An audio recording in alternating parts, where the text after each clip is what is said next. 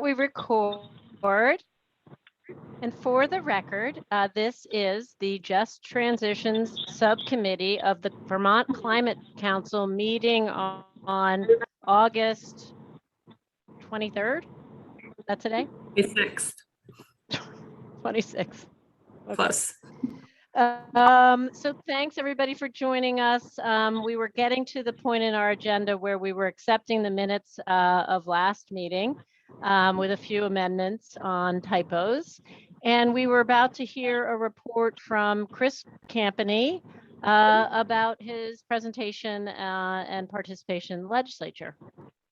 So Jane was there too on vacation, so thanks for taking the time to, but so it was myself and Liz Miller. Because we're meeting with House Energy and Telecom. We're requesting that Liz specifically was we're House appointed members that are on the steering committee, so that's why they asked for us to testify. And then Secretary Moore was there, as was Jay. Just in a nutshell, Secretary Moore provided an update and kind of where we are. And the main questions and issues that came up, there were concerns about, and I'll also say concerns, but also understanding about the public involvement process. They were very appreciative and acknowledged the intense work that's gone into all the process today. I think there's no sense that we've all been sitting on our laurels, but that there was concern about not getting out more directly to people before the first draft is produced. But again, like I say, I think they understood why that was the case. And I think everybody, but one of the important things that came out of that conversation was acknowledgement that when the draft is first produced on December 1st, that everybody, at least the legislators in that room, as well as the members of the Climate Council and all, need to impress on the public that that this is an initial plan. We can't call it a draft plan. We've already had those conversations, but that this is an initial plan for which we want public feedback. This is going to be an iterative process, and that, far from the release of the initial plan being the end of a public engagement process, that really is kind of another beginning of that. So I think, Jane, is that a fair summary of that public engagement piece of discussion around it? And they were, the Chairman Brigland was especially impressed with the just transitions principles and the rubric. And at some point, I would expect he said that at some point he'd like the subcommittee to come and present to that committee the just transitions principles, because of what it means, not only for the climate council and the climate plan, but frankly for just policy in Vermont, that this is a pretty major change in how we do things and approach to things. So I think that's really important. And trying to think what else we got into. I think those were the big takeaways. And then also, I'm pretty sure they as legislators are going to go back and tell their constituents, I don't know what form this will take, and I'm sure it'll take different forms depending on who the legislator is, to have their constituents be involved in the plan development process, be involved, watch the videos, see what we're doing, where there are the opportunities to have the stakeholder meetings and public engagement, participate in that. So, but yeah, I think that's it kind of in a nutshell. And Jane, anything you want to add?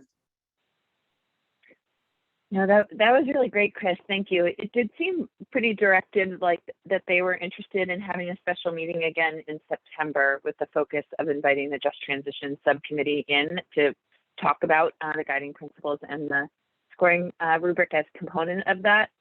I will say that they also really did appreciate the terminology that there was a back and forth with the Secretary Moore around why it couldn't be a draft and why the law dictated it to be adopted by December 1st. And they eventually took credit for creating the scenario that we're in around creating a compressed timeline. But also we're willing to start to market it the same way we've been talking about it, as an initial climate action plan to ensure their constituents as well as the legislature an iterative process, and the understanding that an expectation that December 1st will not be the be all end all, that it will be continually worked upon and built upon in the coming years. So I thought that felt like a light bulb when they made that connection, which felt really good. So, and Marion and I have met with some of the subcommittee members in rural resilience in particular as of yesterday in our planning of a rural community focused stakeholder engagement event. And subsequently, Mike Burke, who works for Green Mountain Power and sits on that subcommittee, followed up with Rep. Sevilla, who's the vice chair of House Energy and Technology, to activate her networks and her constituents to participate in that event, as well as start to work with us on our statewide engagement, which we're going to hear more about when Meredith and others talk today. Well, one other little bit of, I think, piece that was important was Chairman Briglin kind of offered I think he actually said he's offering a mea culpa about putting emphasis on with greenhouse gas emissions reduction and sequestration that wasn't that was registered as basically being more critical than resilience and adaptation. And part of that may have been my saying we just had a disaster and we've got Fred coming tomorrow and we've got Henry coming over the weekend. But he said that basically acknowledged that in hindsight, the greenhouse gas reduction and climate resilience and adaptation should be equal in that bill. So it wouldn't surprise me actually if they go back and kind of revisit that a little bit. But that was a nice acknowledgement, I think. There, I think the reality is kind of settling in. Thank you both. And I think I know that Sarah mentioned this in the chat, but it would be good to know if they really are going to invite us back so that we can kind of plan a good presentation. And so I'm assuming that is sort of the committee of jurisdiction overseeing this process at this point, or one of them maybe. Okay. Wonderful. Now, can I hear back from members of this subcommittee who are participating in other subcommittees? I'm sorry, I haven't kept track of who's working with whom, but please pipe up if you've joined another subcommittee and have a few things to share.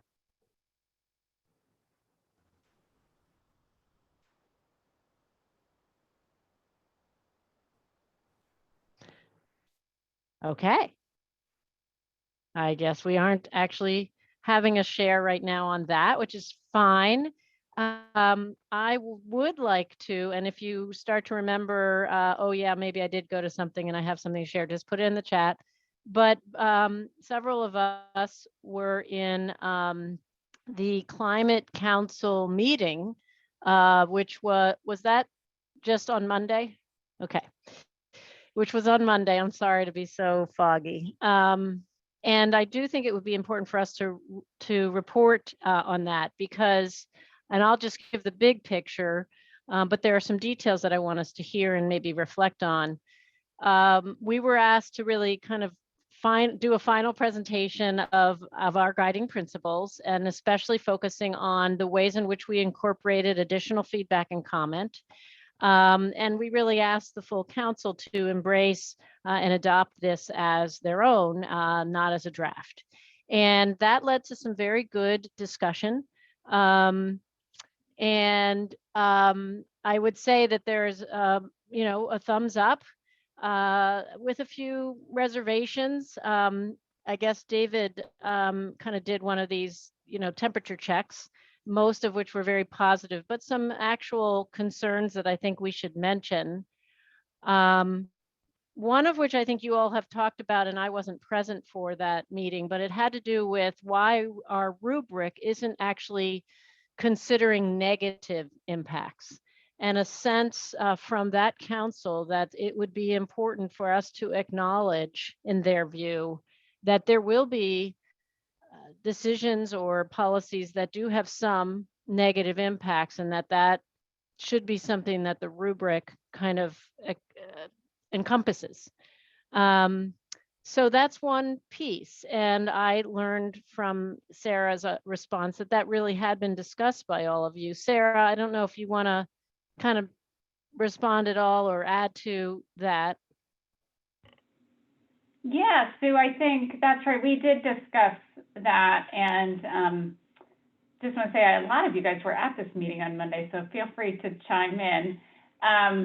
But you know, the most basic reason that we didn't include negative values is that when you actually spend some time with the rubric, you see that the way that it's framed or phrased negative values doesn't really make sense, right? Because a lot of what it's asking you to do is to reflect on your narrative answers to the assessment questions. How well does this proposal do blah, blah, blah? How well does this proposal name blah, blah, blah? And so it just doesn't make sense in that context. But I think and I also would say, and I hope this is a fair statement, that I think there were a lot of Climate Council members who wholly embraced what we had said without reservations and concerns, and there were some that were raising up this other issue to just that we pause and reflect. I think more to your point, Sue, that that there will be recommendations that will come through that can have negative impacts. I think our group has acknowledged that, and we have in our principles stated the importance of naming and understanding those impacts around just in terms of transparency, and then also it leans towards pushing people to mitigate those negative impacts, right? So that's the direction that our principles go. But I think, you know, I would just say that that was sort of my response on it in the Climate Council meeting, in terms of saying, okay, we hear you, and here's how our subcommittee has thought about this issue. But I think we're bringing it back here, and I think any sort of additional reflection on it would be really valuable. And maybe I also did not represent us well when I responded in that way, which is perfectly fine to say, Sarah, you got it wrong. That's not what we've talked about at all. I certainly wouldn't say that, but I understand if you feel like you were interpreted in a certain way that really wasn't really good. Okay, Kashka, yes. I'm going to turn off my camera just so it doesn't offshoot. I think Sarah presented it really well. I think that just as she spoke to really diving into the rubric and understanding it more fully, I think those members that were a little bit on the fence or just couldn't get on board at this time, I think they will see the benefit of it once they can digest it a little bit better. That's my take on it. Or perhaps having an asterisk saying, we obviously understand that there's going to be a negative impact, but this, I don't know, something like that. Thank you.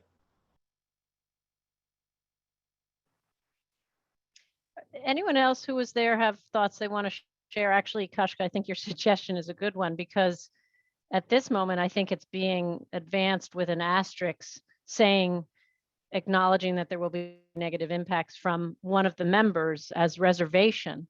And if we sort of put it as an asterisk in sort of more of a proactive, like, we understand this, but I don't know, that's an interesting approach. Any thoughts from anyone?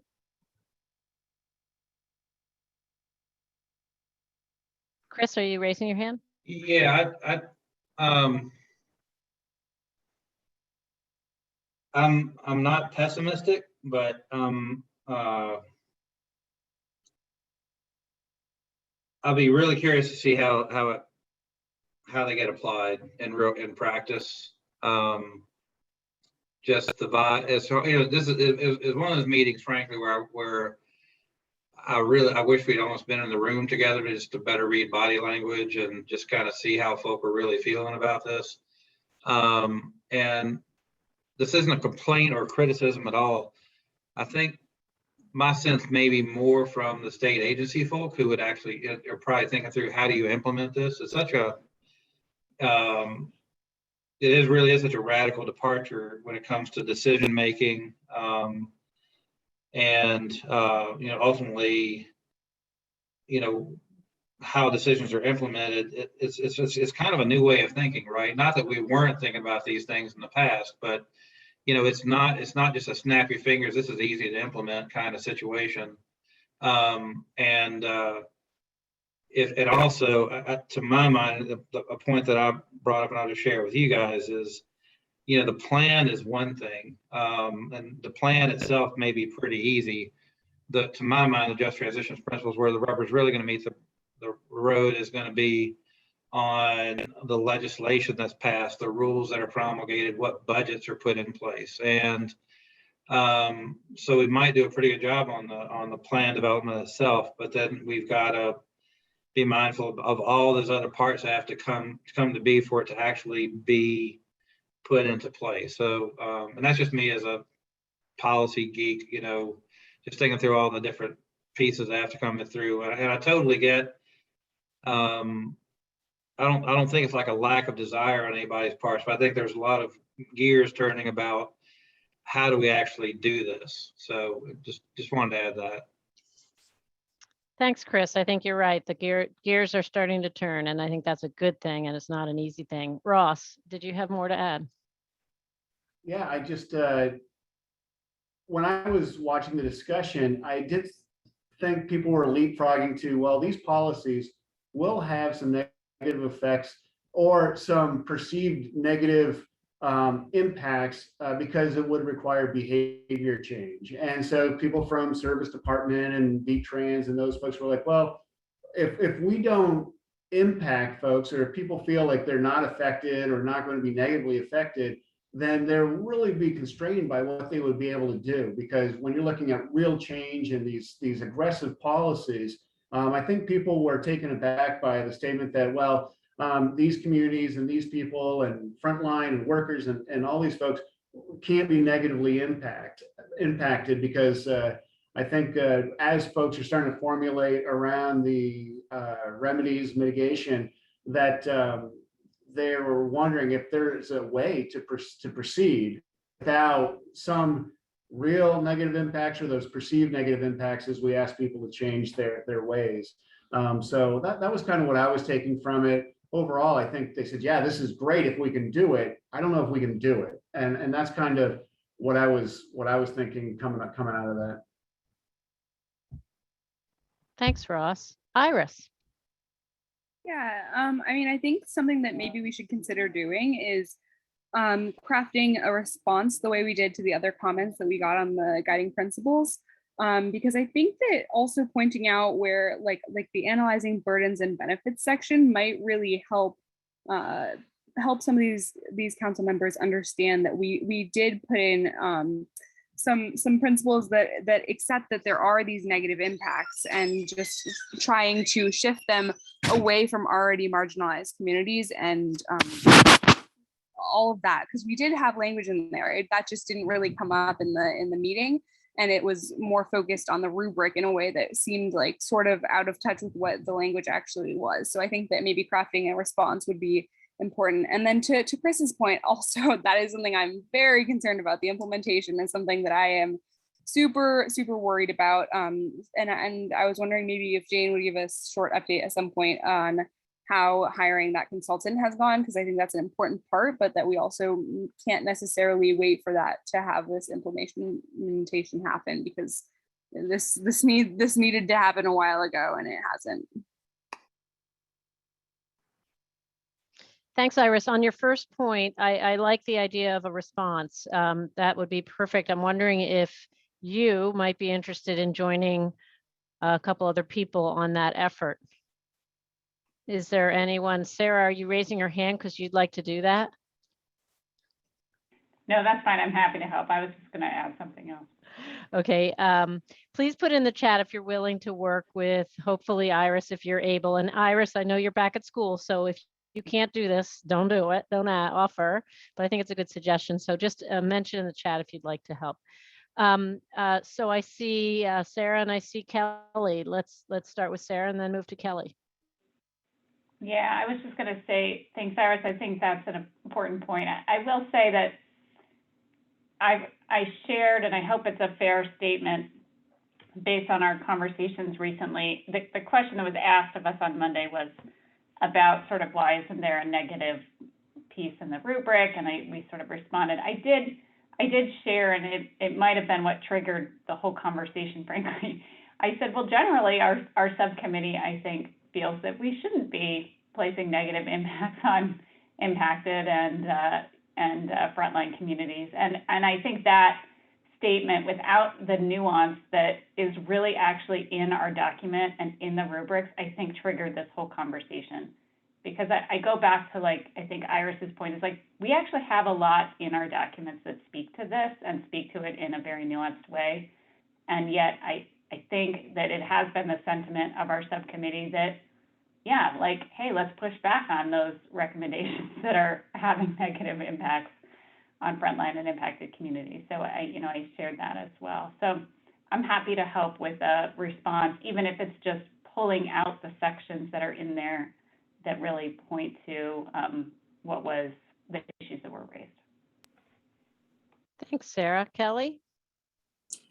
Yeah, I agree with, I love the idea of putting a response out, because I think, yeah, there's so much in here that actually does the concerns that people raised. If they were really looking through the document carefully, I think they would have pretty quickly realized that they were talking about sort of a thought they had of the document, but not really what was actually in there. I mean, at the very top where there's the, what does low, moderate, or high mean? Right below it, it says, if a recommendation does not yet address the criteria at all, in that, get a 0 or negative value, additional work is required. So, I mean, I think that we did a lot of what people were worried we didn't do, and a specific point by point going through and saying, look, this is where you can find these things. This is why a negative value doesn't make sense for 90% of these things. I think that will go a long way to helping people feel more comfortable. And it was tough on the spot to, like, pinpoint all the reasons that we actually had thought about it and it was in there if we weren't all looking at the document together. So I think everyone did a really good job on Monday on the fly, but a written response, I think, will go a long way to helping people feel more comfortable that their concerns were actually addressed in this document. Oh, and the other thing is that there was talk of, well, there's going to be some burden on somebody. And part of the whole point of this is to shift the burden off of people who are already overburdened and make sure that if there's a burden, which is likely, that it's shifted towards the people who can better handle it because they're privileged and aren't going to be, completely, their lives aren't going to be ruined by a little extra. Thanks, Kelly. I'm just going to take note that it's a little past the time we'd allotted to this and more. So I want to make sure we don't lose time for our public engagement, which, to your second point, Iris's and Chris's point about implementation, I think as we talk about engagement, we're going to be talking about engagement, not just now, but into the future, because absolutely all your points. But there was Jane, you had your hand up. Did you want to comment, or do you want to move forward with any other updates, specifically the request around the concern? I was going to make a comment about the comments on Monday, but I'll save that because I felt like Kelly addressed it. But I will take the chance to respond to the facilitation request that's out there. So just to update you all, we put the scope of work that Sarah, Sue, and Ross were on the crew that helped me refine. We put that out to bid to 4 consultants, and that is almost 3 weeks ago now. 3 officially declined because of capacity to do the work, and 1 is still interested, but I worry a bit about their capacity to be able to do it right now because of life circumstances. So I reached back out to that crew of people today. We took a pulse around furthering, asking additional people to come in. I sent it out to 2 more today. And then we'll need to be thinking about a plan B if we're not able to bring someone on board. So I want to just put that out there that we're working hard trying to think about folks to do that work. I also just want to encourage folks that there's a number of processes out there moving forward, one of which is a climate action plan drafting proposal that will create a role and responsibilities for both state staff as well as counselors to be involved in thinking about the structure of the CAP outline, the drafting of pulling work from subcommittees into the CAP, as well as picking up the pieces where there are components of the CAP that don't have a home in a subcommittee right now for drafting. That's been led by Chris and Company, Lauren Oates, and Leslie Ann DePietri-Giroux as counselors working with Marion and I and others to put that proposal together. And we hope to finalize it at the September 7th steering committee to bring to the full council on September 14th to invite in counselors' help around that. I say all of that because one of the components of that will be thinking about the foundational criteria and how we evaluate and assess those in order to elevate strategies and actions for this climate action plan. Marion and I have started to talk about that this week with David as well, and we're meeting tomorrow.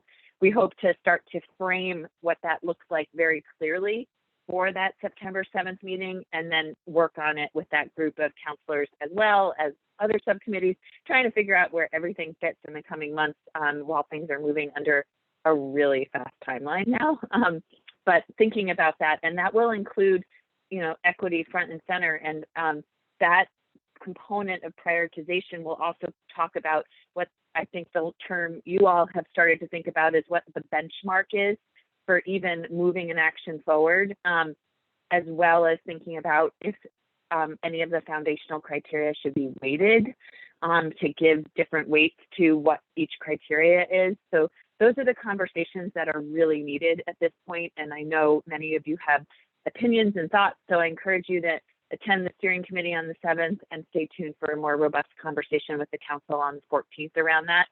At the same time, look forward to engaging with you all around the capacity needed, if not through a consultant, how we actually move forward with the subcommittees around application of the guiding principles in the scoring rubric. So I wish I had better news on that, but look forward to figuring out a path forward. Good, and thank you for your work on that. So I would say that there is forward momentum, but it's taking longer than we would hope. But Iris, I wouldn't despair. It'll happen in the right time. I know it feels like it's past due, but we really are still at the very early stages. So, and if you know other consultants who might have this kind of expertise, please let Jane know. Great. Jane, is that enough? Can we move forward on the agenda to thinking about public engagement? And I did want to mention, because it was another part of the council meeting, a very specific comment was raised by the Secretary of Transportation about kind of what are our expectations for equitable engagement. So we're going to talk about our public engagement process today, but I think it's really a task for us to actually see, is there a checklist almost that we think state agencies should be taking on? So that's just to keep that in your mind as a specific recommendation or question that was asked at the meeting. So Jane, are you going to sort of update us on where we go, or should we pass it to Meredith and others right now? However you want to.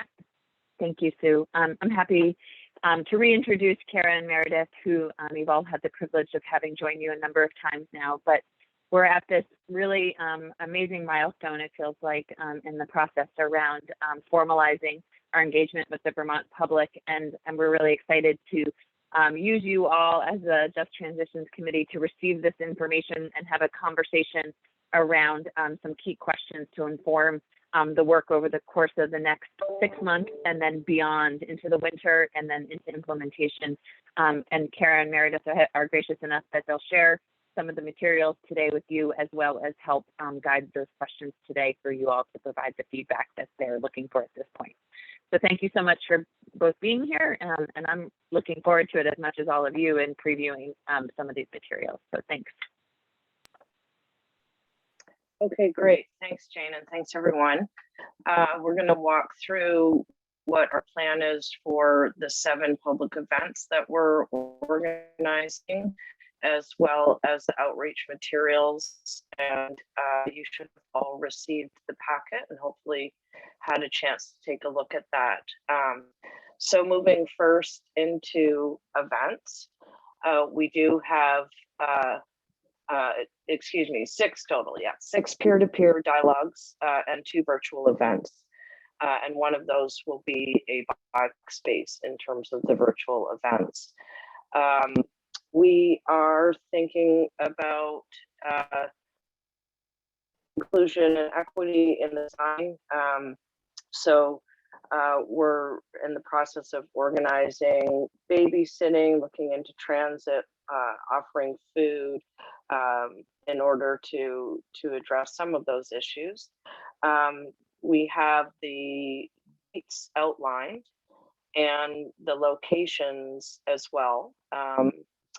And we're still working on the venues. So those will get confirmed over the next week, and then we'll start to promote the events at the end of next week. The events will be organized so that most of the time people will be in small groups having peer-to-peer dialogues about both climate risks as well as the solution pathways and strategies, and have an opportunity to weigh in on that. We're also looking into interpreters for the event. We'll be asking when they register if they'll need interpretation. All of the materials for the events will be translated based on also asking that question. So that's what we have in mind for the events. We're putting together an email promotion as well as social media promotion for the events that we'll share with you, so you can help circulate those. And we're looking into advertising in papers in the communities that are listed there. So that's our plan for the events. And moving into materials then, we have, this is what's in the current set right now. So we've developed a promotional poster, public event planning guide, public event facilitation guide, public event deck, climate action plan overview, what's at stake and what can be done, and the pathways and strategies. And that was developed drawing from all of the decks from the subcommittee's work. In terms of what's still to come, we're creating a website banner. There'll be a survey that will have both online and paper, and event worksheets, so that for the in-person events, things can be captured. So in terms of, I see the note there about the in-person, and we did get guidance, as Jane said, that, you know, at this point we can at least plan to proceed. We are looking at venues that have open air options, so ideally we would not be inside, but we'll definitely pivot if, you know, things change and things aren't improving in terms of COVID, and shift just doing more online events. So we're just going to stay flexible on that, and just continue to follow the guidance from the governor's office and health commissioner. So that, but very much appreciate the notes there, and we're also thinking about, you know, safety first in all of those public events. One of the things that I wanted to mention about the materials, when you go through them, we were really trying to make the information accessible to people. So condensing things, not using, abbreviations or terms that people are not familiar with. We will be translating the materials, and we're coordinating with the health department right now to find out what languages they typically put things out in, and just looking at COVID communications is a good example of that. But also you'll see, hopefully, as you go through them, we're being upfront about the risks, but also really emphasizing the solutions that have all been worked on in the subcommittees, and what are some of the opportunities and benefits for Vermont in taking on this action. So with that, I'll stop. And I think the main questions we'd really like to get your input on. One would be, what are your ideas for the best ways to promote either in person or online? And then regarding the materials, and if you haven't had a chance to look at them, feel free to email any comments to us. But are we hitting it at that right level in terms of accessibility, but still enough detail that people can really get the picture? And is there anything missing from what we've outlined that you think should be included, or something that is there that may need to be elevated?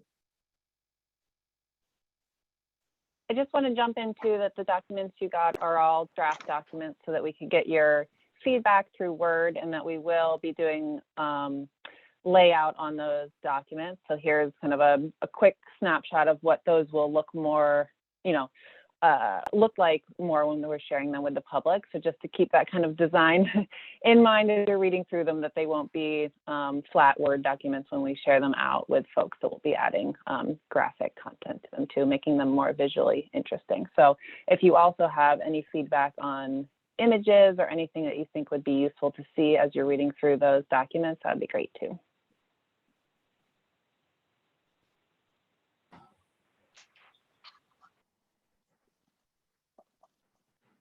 Just so everybody knows, we got those right before this meeting, and neither Marion nor I shared them with the subcommittee, and they're not posted. So because neither one of us noticed them come in, or maybe we did, but I didn't see it, sorry.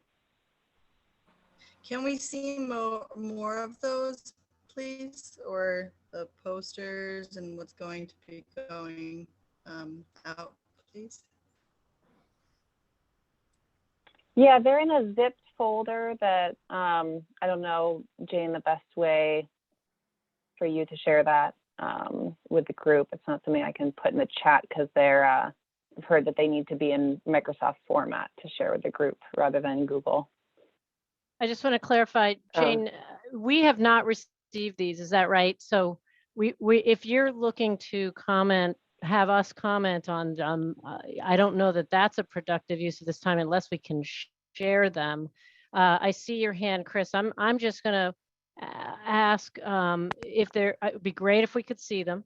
Otherwise, I think it might be helpful for us to talk about how we envision possibly using these materials to inform your strategy, I guess. And I'm going to reach out first to Chris and then Mona. Thanks. Just I'll look at the documents, but I'll just note that I'm not trying to be dramatic here, but the people farming was great, but in my world, the impacts are very dark waters full of trees carrying homes down a river, and headlines about people dying in a heat wave in Vermont, and that kind of thing. I think we need to be more upfront about what the risks are. And even the farming, I mean, I think, that maybe the headline of, Horizon no longer buying milk from, was it a quarter of our farmers, a third of our dairy farmers? I mean, I think those are the kinds of things, frankly, that we need to note that are at stake in all this. Just something that grabs attention a bit more.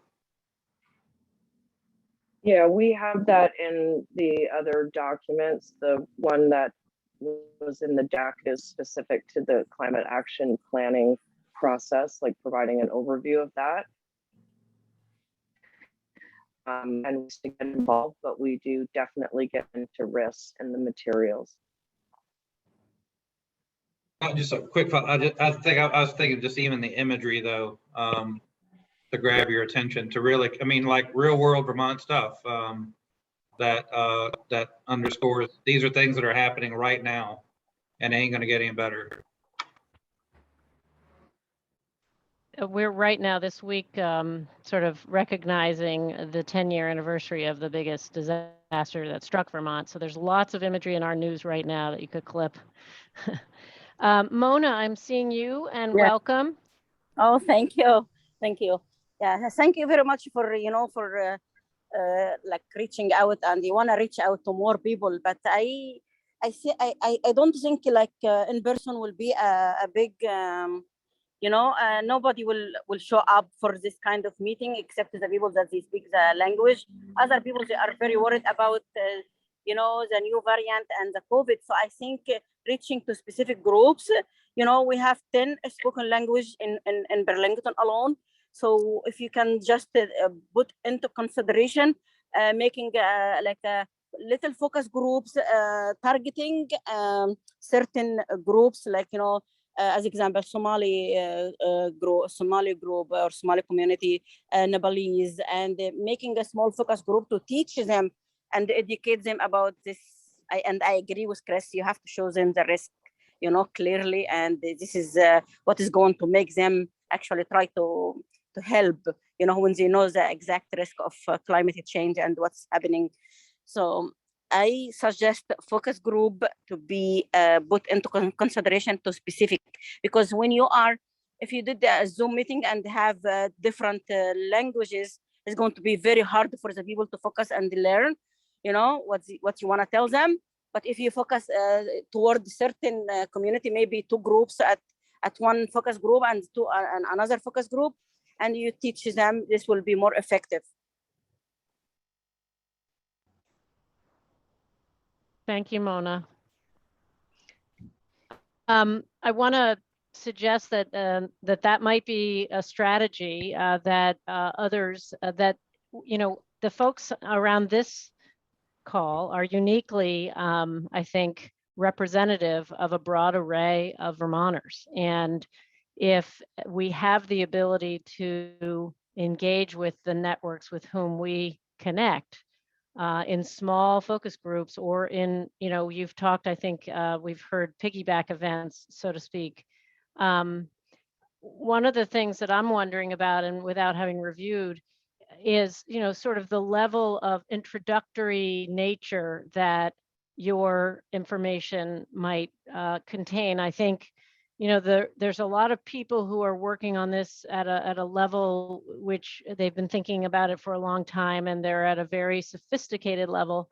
And I think we're really trying to bring voice to people for whom this isn't necessarily a front burner issue, but we feel must be brought into this conversation. So I'm just going to mention quickly that the Community Action Network is actually bringing on Indra and also Kashka to actually do outreach to small communities that we are networked into. And I'm hoping that, other groups can create opportunities. So would your materials provide sort of the basics for us to be ambassadors of what is climate change, how does it affect Vermont, as well as what's this council and what's the plan and all of that? I guess that's my question for you all. Yes, through in the set, we have covered all of those areas that you just mentioned. So we do have what's at stake, like how is Vermont's climate changing? How is it affecting us now? How will it in the future? And then it goes into, what are we doing about it? There is background on the process itself. So I do feel you will have the materials that you need to do that kind of outreach, but we really welcome all of you to comment on the materials once you have them. If there's something that's not missing, something missing or not quite right, we will really want that kind of input. I do feel good so far about the level of that accessibility. Just to give you a sense, it took us about 2 days to figure out how to put together the solutions, pathways and strategies summary. Like going through the decks, there were so many things I had to look up what they meant. And I've worked on climate change for like 15 years, right? And I was like, what are they meaning by this? So, and obviously it was in short form too, right? It wasn't all like written out clearly what everything was intending, but yeah, it took some work to, go through those and really figure out how to distill them in a way that would be understandable.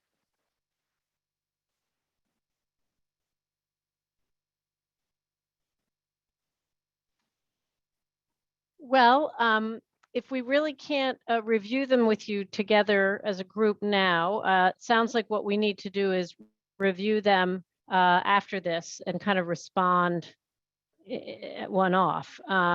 But are there sort of general comments or concerns or ideas that anyone wants to bring to this forum now while we have the consultants with us? And if anyone's, Sarah, if stuff is happening in the chat that should be included, that might be great. Okay, is this it?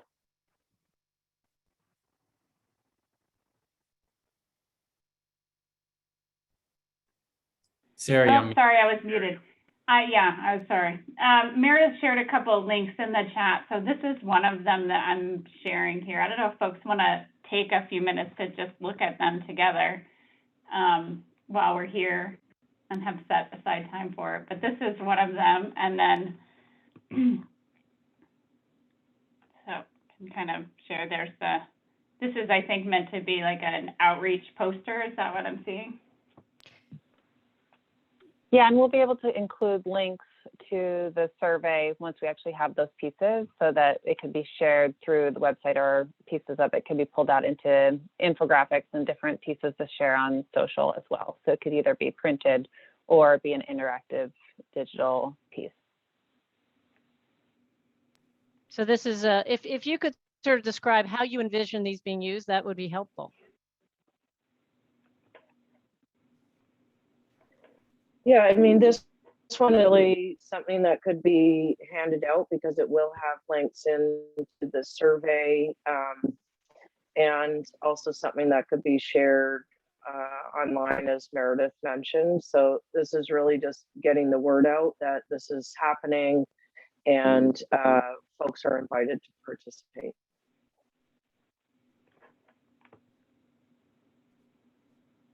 And then here's the other one that they've shared, and I don't know if I can make this one bigger or not. Oh, there we go, a little bit bigger. Whoa, I made it too big. Okay. This is the just like a multi-page document here. Maybe you want to say a little bit more about this one. Sure. So this does get into, why is this an urgent issue? What is at stake? It does, as I said, we always try and like we're ramping up that risk, talk about like what can be done, the bring in the positive piece too, to overcome the fatalism a lot of people about this issue. Then we do go into the risks, and this was drawing from the Vermont climate assessment. We pull out things that are relatable for folks and try and really make it easy to understand. If you want to go to the next page of it, that would be great. Yeah, and then this is what could be done. And so this is basically just, I wordsmithed the different pathways language that you have, but this basically just outlines at a high level what the pathways are that are being considered. So this is an overview, of the issue overall, the planning, and then what's being considered. And would that be considered an introductory kind of document or presentation that you would recommend that we utilize, or is there something else from that frame? Well, we have a whole presentation and a facilitation guide that goes through that content in more detail and includes all of the strategies under those different pathways. Yeah, so it's an intro. It's again something that can be shared, emailed. Some of this content will be reworking and working with Marion to have it be on the website.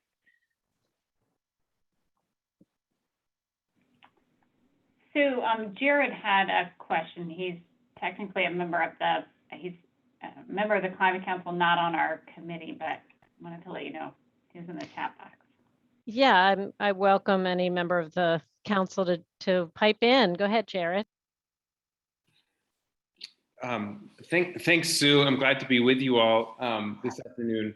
So thanks for preparing this material. I think a lot of it looks really good, and I understand the challenge of getting a broad, inclusive message that's going to hit multiple points and appeal and resonate with different communities. I guess, I mean, and I'm late to the game and I'm not a member of this committee, so I don't want to hold anything up or anything like that. But I do want to just suggest that as we go forward, I think that there are opportunities to make this more real and timely for folks. You know, my worry is that when we talk about 2050 or 2080 or future impacts, some of the language that's in there, we're missing the opportunity to really say, I mean, I am not a messaging expert or guru, but when I think about, there is nuance to the climate problem, but then as I think about it, the number one problem, whether we're thinking about the climate crisis or whether we're thinking about high and unsustainable energy costs, is fossil fuels. And the extent to which we can help people see that this climate action plan is a way to reduce our dependence on fossil fuels, both to get beyond pollution and to help people get off of high and unpredictable energy costs. I think that has a chance to resonate because that affects everybody. And, you know, we've seen gas prices go up 50% in the last year. And for just folks living paycheck to paycheck, I think we miss sometimes that the status quo of our fossil fueled energy system is such a burden and is not just the primary driver of the climate crisis, but is a huge challenge to people's budgets. And I just would offer that as a thing as a thread to potentially include more throughout this.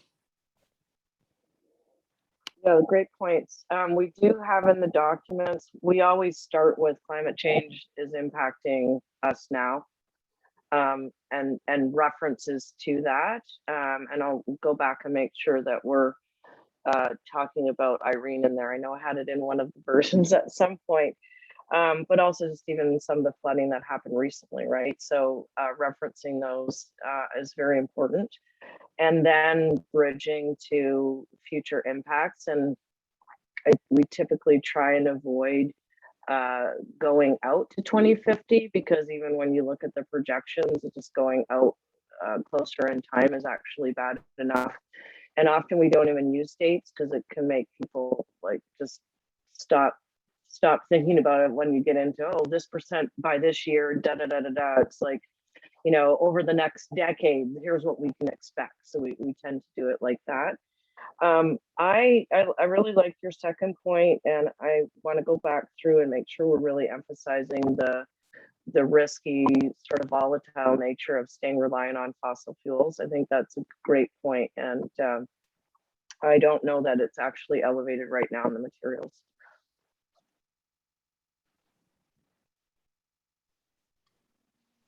Can I throw out a follow-up on that just briefly? Sure. So, yeah, one of the selling points I don't think a lot of Vermonters necessarily thought about, and really I didn't think a whole lot about it until we have Tesla power walls now, primarily for our own power goes out a lot where we live. Yeah, with basically a small array, we can keep the house powered indefinitely in the wake of a disaster. We may not be able to run everything we want, but with 2 big batteries in the basement and a solar array, we're pretty much energy independent, come next significant tropical storm. The reason going into all this is I think it's difficult for some Vermonters to think about energy independence when it means maybe there's less gas at the gas station. But if we actually turn that on its head and say we've got lots of sun, if you can charge your home with electricity with basically a resource that's there, just kind of making that, I don't know, a lot of Vermonters like to be self-reliant. If we make that self-reliance case, I think that might be a winning message. Great, thanks, Chris. I'm seeing some comments in the chat from Mona and Kashka. I'm wondering if you'd like to share them out loud, or maybe someone can read them. But I'm seeing concern that the information reach our diverse community and reach everyone. And I guess it's hard to know at this moment. Yeah, Kashka, I see your hand. So it's difficult to continue talking about this because we haven't seen the whole picture. And I see that a lot of work has gone into it, and I would hate to minimize any of that. However, from the perspective of representing people who I know have no time or desire to be, or perhaps they have the desire, but they certainly don't have the time to be engaged in the way that so far these materials would like the engagement to be, even if it did reach them. Like, for example, will there be school presentations? Will there be posters in places where the community that I'm representing visits and has to actually engage in on a monthly basis, which is economic services, churches, opioid clinics, hotels, other organizations, Kids Are Priority One and others, preschools, libraries, ethnic markets. So there's just so much. And in order to reach this community, these materials need to be simple, impactful, and there needs to be, for a survey to be filled out completely from point A to point B and submitted, there needs to be something in it for them at that moment, because this is just not on my community's radar when they're fighting for housing, food insecurities, power outages, school children, whatever it may be. That's just my point to this. Thank you.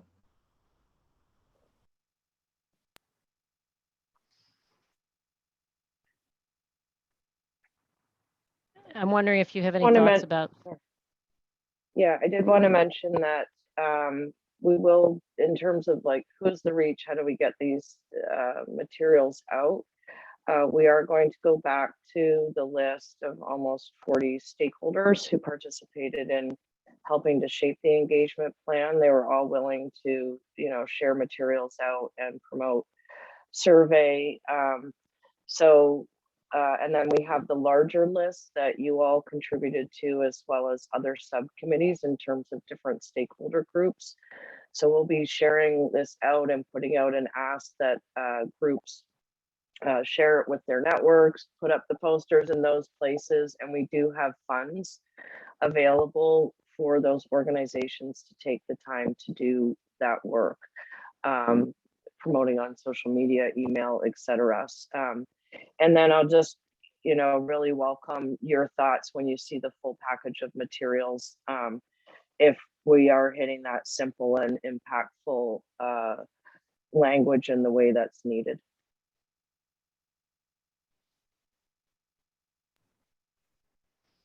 Thank you.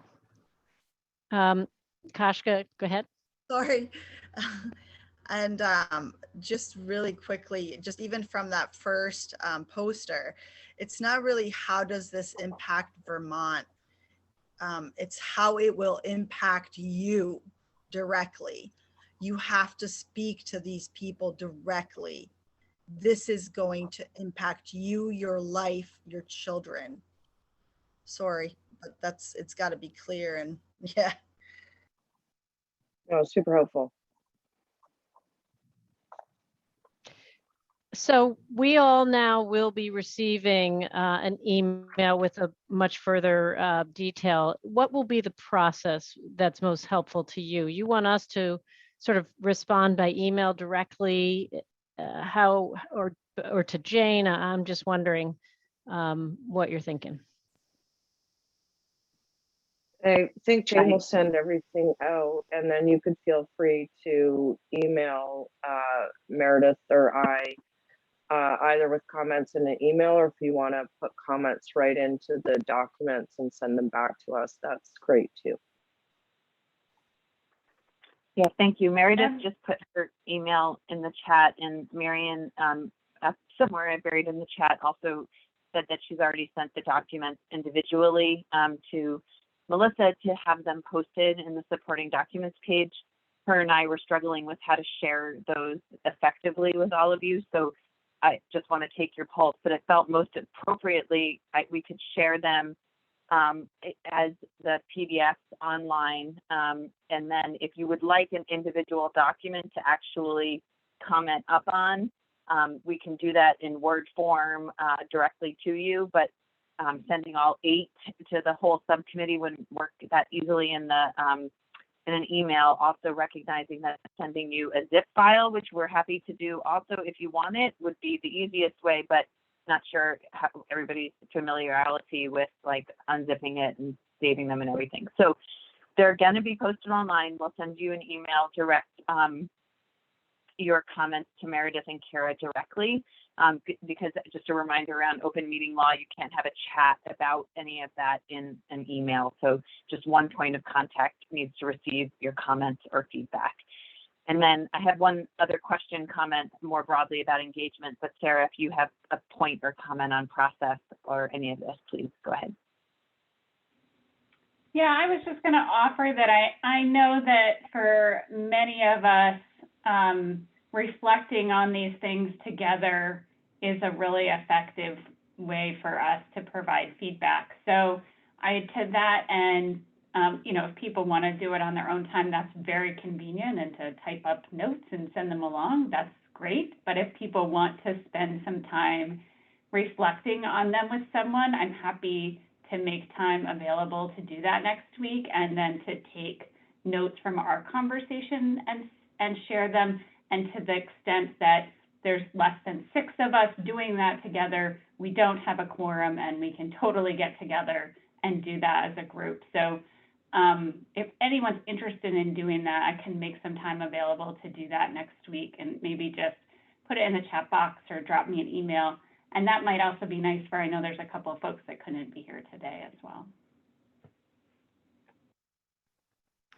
I think that's a great suggestion, because it is hard, and we really obviously have been waiting to have this moment with our consultants, but pretty hard to do without having seen them.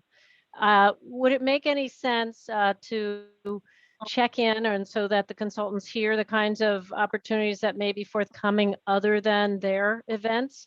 And I do recognize there were other comments in the chat about safety, and I appreciate that you're going to be flexible and thoughtful about how we may need to pivot. Appreciate that.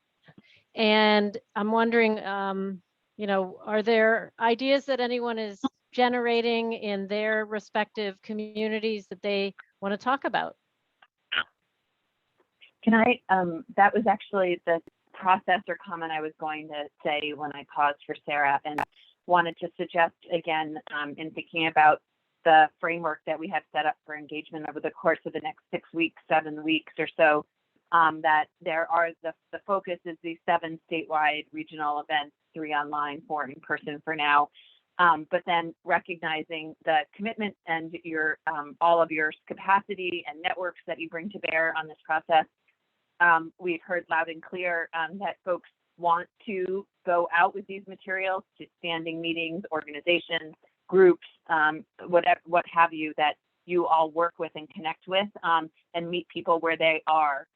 So our intent with Climate Access and RISE, and my understanding was tonight, I'm not sure if now's a good time, but our intent was to discuss with you all our intent around holding a training on the collateral materials, which it would have invite all subcommittee members and counselors in to hear an overview of the collateral, have a training on how to use it and deliver it.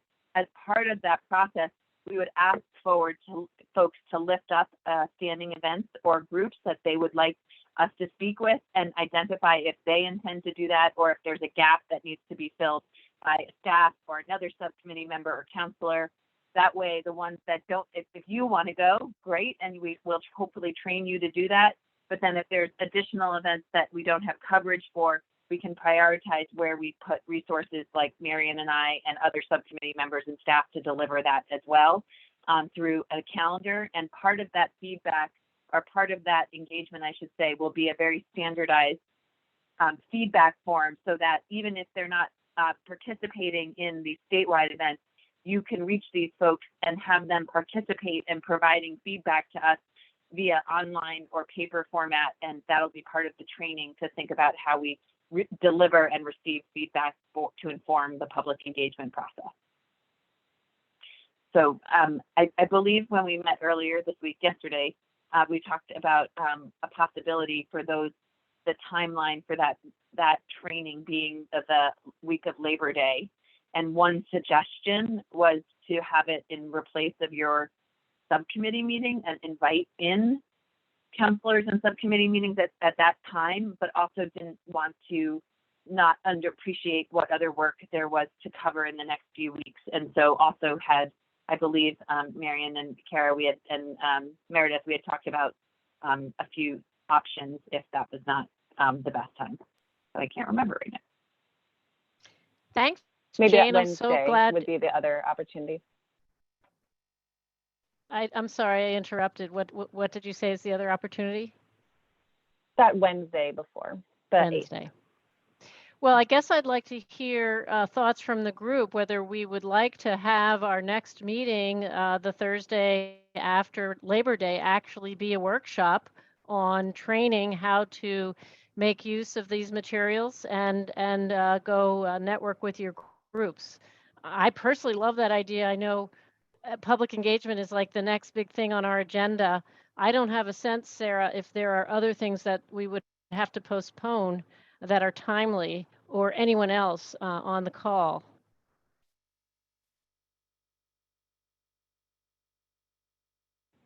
No, I don't think there is anything else, Sue. I think this was going to be our focus area for the next little while. So yeah, I'm seeing in the chat, and please weigh in if you like this idea. But most importantly, if you think it's not a good idea for any reason, please speak up, because otherwise I think we might go with it. I know, Jane, you're saying maybe it's an hour with business after if we have other business. I think that's a great suggestion, although, go ahead, Chris, did you have a comment? Okay. Talking to a staff person, sorry. Got it. We're all at work doing 3 things at once. Okay. I think that is a great sort of way to close how to take it from here. I really like the training idea. I think between now and then, we really all need to look at the materials that we've been provided, weigh in with Sarah if you want to actually get together to talk about them, and weigh in with the consultants if you really have important suggestions to provide. Is there anything else anyone would like right now to ask of the consultants or share for them, or for anything else we need to cover tonight? Sue, I just put in chat, I don't know if anybody's been following the Windfall podcast by New Hampshire Public Radio. The last segment, the part 5 was called the just transition. And even if you don't listen to the whole series gets into fairness, equity, and justice issues, but the last one gets a bit in how to try to make that work. But if you can't listen to all of it, that the end of that last segment kind of encapsulates a lot of the just transitions issues associated with the offshore wind projects. Thanks. That sounds interesting. I'd love to do that. I've been enjoying podcasts. Okay. Any other great suggestions or resources that we want to share? Please feel free to put stuff in the chat. And it's quite amazing, but we are exactly on time. In my book, it's 5:20, and according to Sarah's perfectly timed agenda, this is the time for public comment. So I wanted to open it up from anyone from the public. Please, I see Chase. Please introduce yourself and join our conversation.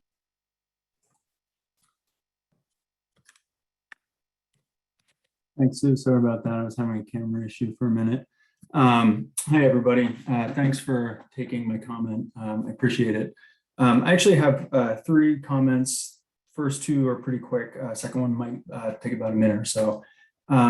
First thing I wanted to say is that the conversation that you all were initially having about the rubric at the beginning, I just wanted to, for what it's worth, affirm how important and valuable I think the rubric is. And CLF really does believe in those sorts of equity impact assessments. They really force organizations to do the hard work of introspectively looking at the systems that have long perpetuated oppression. And they force policymakers to really ask hard questions of themselves and their policies. And so, although, no thing is ever perfect, the rubric concept and what you all have been pushing really is, we think, very strong. So wanted to just underline that earlier conversation we were having. And then sort of moving towards a little bit more about the public engagement, I noted that one of the locations is slated to be in Burlington for the statewide outreach efforts. And I just wanted to put a plug in that we strongly consider that event occur in Burlington's Old North End community in particular.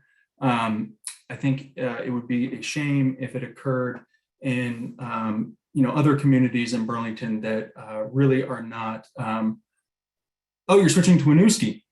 That's lovely. I was just going to say hold it in the Old North End and do outreach heavily in Winooski. So in Winooski, maybe do heavy outreach in the Old North End of Burlington then. Being, Vermont's 2 most ethnically, racially, and linguistically diverse communities. So that's good news. So yeah, promotion in the Old North End would be wonderful then. And last, I wanted to elevate something that Kashka was speaking to a moment ago about reaching the folks who we're really hoping to hear from the most, the folks who are already disproportionately impacted by climate change. And by energy insecurity and costs. And I just wanted to elevate that and then raise a concern that we put in formal comments that we submitted earlier this morning about language accessibility as being a key lever to really reaching the folks, many of the folks who are disproportionately impacted by climate change. And having reviewed the draft public engagement plan, we think that language accessibility could be strengthened and clarified in several ways, which I raised at the last Just Transition Subcommittee meeting. But Cara, since you're here, I was hoping to raise these with you and just point out that we filed those comments. So in case you want to see them written down, they have been sent to the committee members and I assume will be posted online since we put them through the public portal. The first is to clarify the criteria that ANR is using to identify which language groups are subject to translation interpretation. Right now, there are 9 language groups that have been selected. And we just want to make sure that the criteria aren't missing anything big. One that sort of jumps to the fore without me knowing anything about the criteria is French, for example. It may be that that's something that's a language that we'd want to take a look into. And, that A&R could also provide an option for folks to seek translation if A&R hasn't provided translation in their language. The second thing would be clarifying which materials are going to be translated. So this is probably pretty relevant to the materials that were just shared during this call. Any sort of outreach materials, I think, have been identified as being translated. So it would be great if we could just get some clarity around that. And I'd say at a minimum, information about opportunities and deadlines for engagement, outreach and public comment should all be translated. It's going to be possible to encourage people to weigh in if they haven't, received notice in their own language. The second critical thing would be making sure the drafts of the actual climate action plans, pathways, strategies, and actions have been translated. And that during meetings, or rather, excuse me, the translated content, the folks know that content that they submit in their own language to the Climate Council will be translated so that decision makers can review it in English and it can have an impact. That's something I don't think right now is being done. In addition, clarifying the timeliness of translated materials in relation to deadlines, so we get the translated materials out in time so folks can respond accordingly.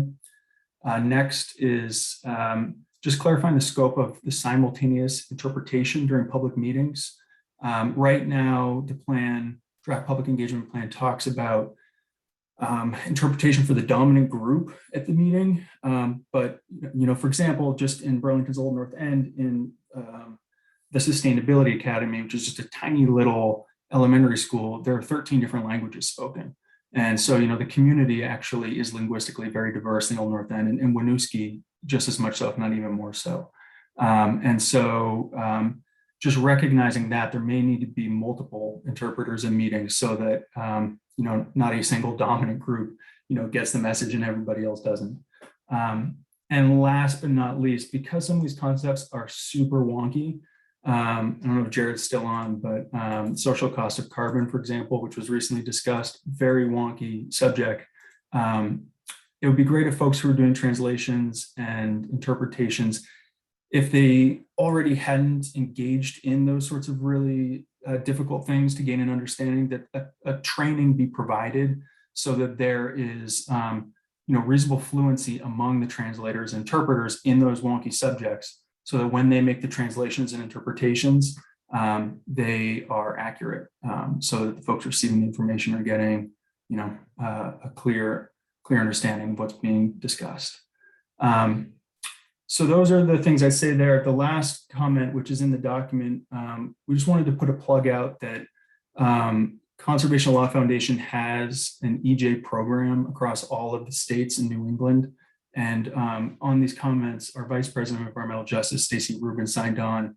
And we just wanted to make ourselves available that if this subcommittee or in the outreach efforts, the consultants were looking for an additional stakeholder voice about engaging in environmental justice and just transitions work, we would really be very happy to bring our EJ program to bear. So just wanted to throw that out there. Thanks, everybody, and sorry to take up so much time. Thank you, Chase. Pat, please join us. Hi, thank you. I just had a quick question about the outreach materials and if there's an opportunity for the public to comment on them, or if that's strictly an internal process, and if so, how? Jane, I defer to you. I don't know the answer. Or somebody can get back to me. That's fine. Thank you, Pat. They're all online now, so you have access to them as the same way the subcommittee does. And we encourage you to use the public portal. And Marion is doing a great job these days of reviewing those for key comments to flag to subcommittees. So if you put it into the public portal, we will raise it for the, it'll be part of the permanent record, and then it'll be flagged for the Just Transition Subcommittee.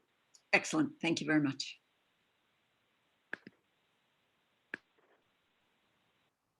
Okay. I think is there any other comment or member of the public that wants to weigh in on anything we've raised tonight or our work in general?